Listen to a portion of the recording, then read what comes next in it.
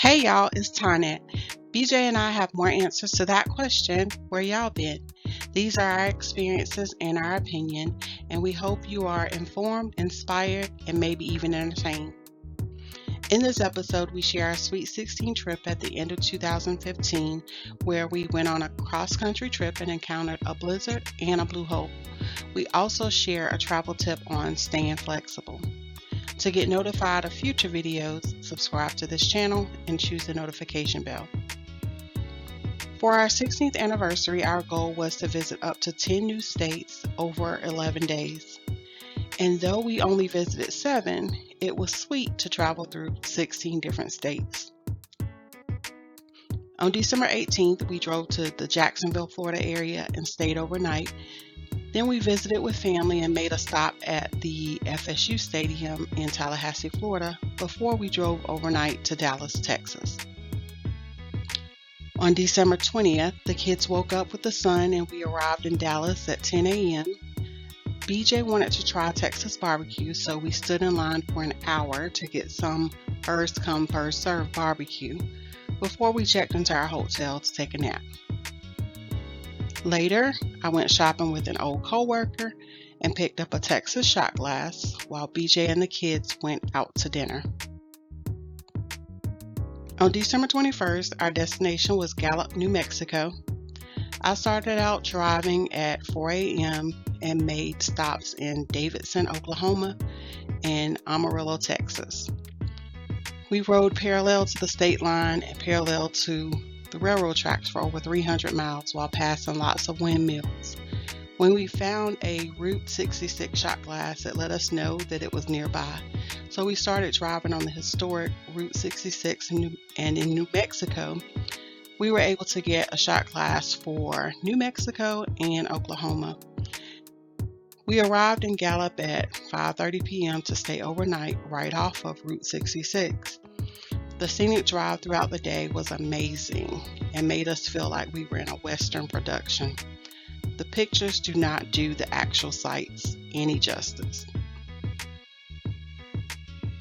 On December 22nd, we left Gallup at 2 o'clock in the morning in hopes of watching the sunrise at the Grand Canyon.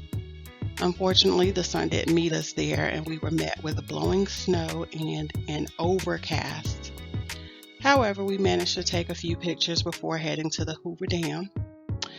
While at the Hoover Dam, there was a line of cars driving slowly down a steep pathway, and we chose to just head to Vegas after we took pictures nearby.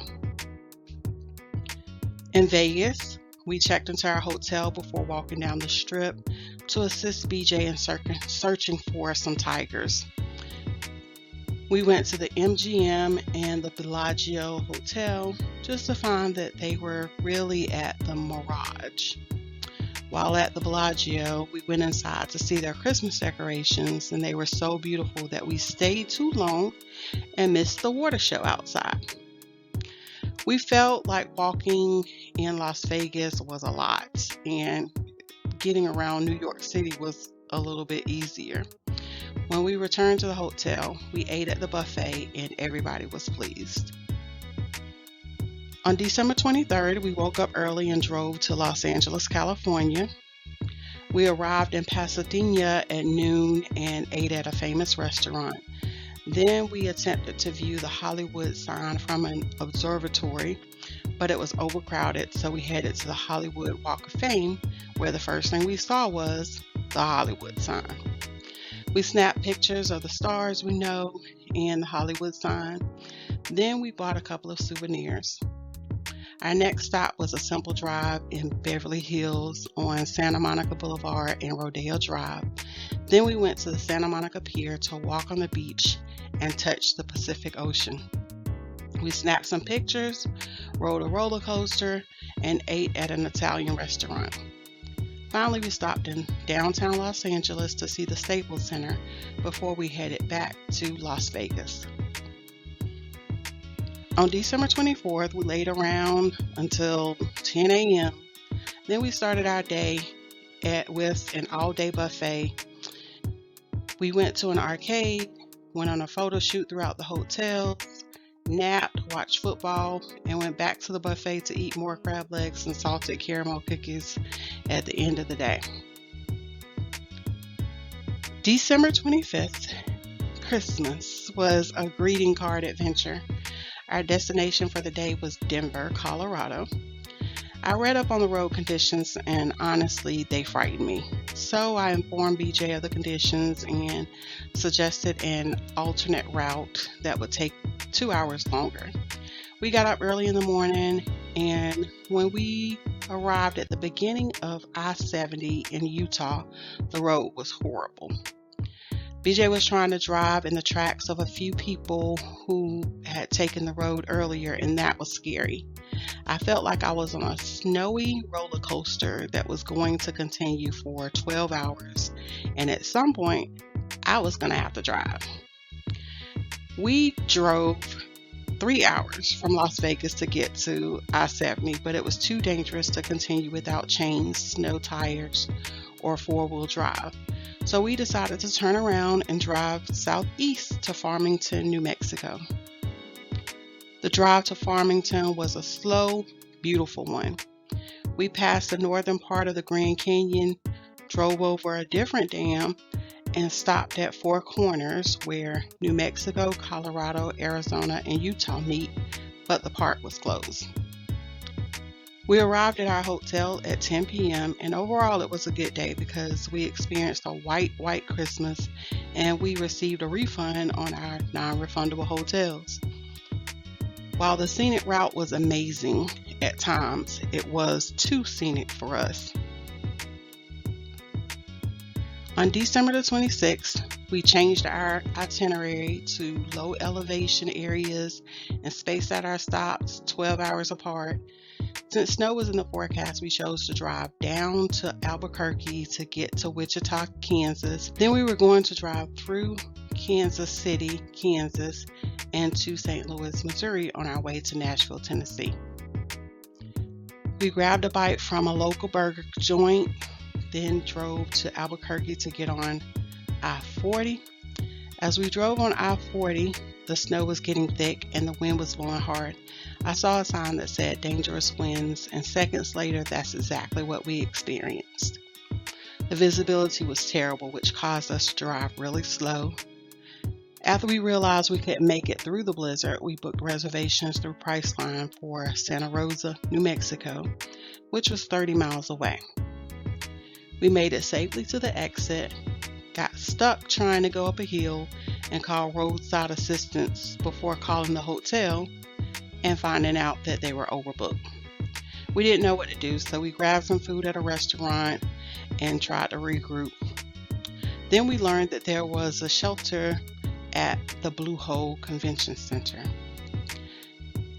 We made it to the Blue Hole Convention Center with a big push from a couple of firemen.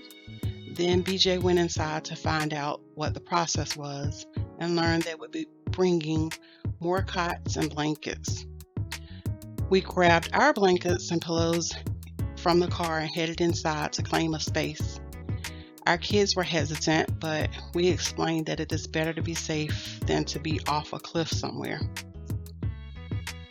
The next day, we noticed that our meeting room had about 4 other families from different backgrounds.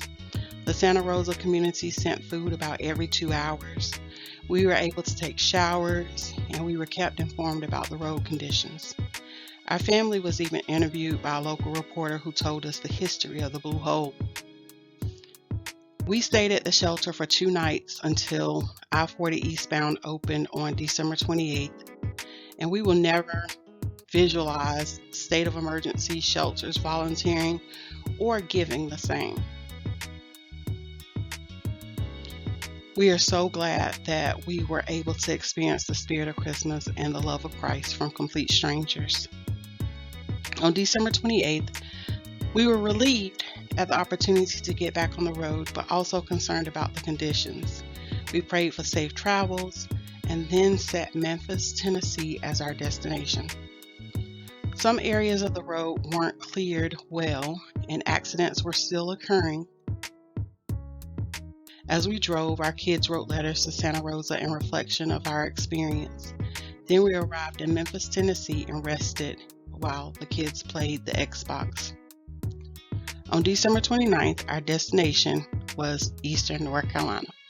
We woke up well rested, played around in the pool, then started our final leg of our trip home after grabbing lunch. Places we ate were Guthrie's in Tallahassee, Florida, the Pecan Lodge in Dallas, Texas, Roscoe's Chicken and Waffles in Pasadena, California, Bruno's in Santa Monica, California, Luxor Buffet in Las Vegas, Nevada, Hometown Burgers in Farmington, New Mexico, Brahms in Sallisaw, Oklahoma, and Corky's Barbecue in Memphis, Tennessee. The places we played were the Blue Hole in Santa Rosa, New Mexico, and the Excalibur Hotel in Las Vegas, Nevada.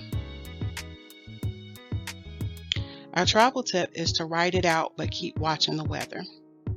You've heard throughout this episode that we were scared nearly to death while driving on fresh snow at high altitudes without snow tires or chains because we ignored the warnings.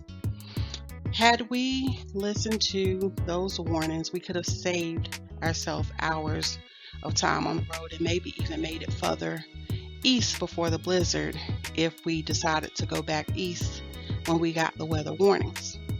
We learned that it's okay to make plans, but to stay flexible in case Mother Nature interrupts them. Reminiscing has been awesome, but it's time to take a break in answering. Where y'all been? If you enjoyed it, like it and share it. To learn more about our family travels, consider subscribing to our channel. You can also get notified of new episodes by selecting the notification bell.